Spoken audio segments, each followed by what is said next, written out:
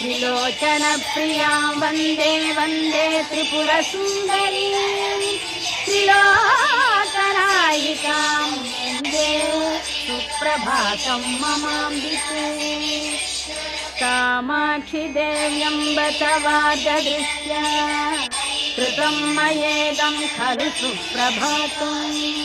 सद्य फलं मे सुखमम्बलब्धं तथा च मे दुःखदशा गता हि एवा प्रभाते पुरतस्तवाले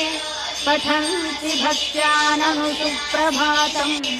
शृण्वन्ति एवा त्वयि बद्धचित्ताः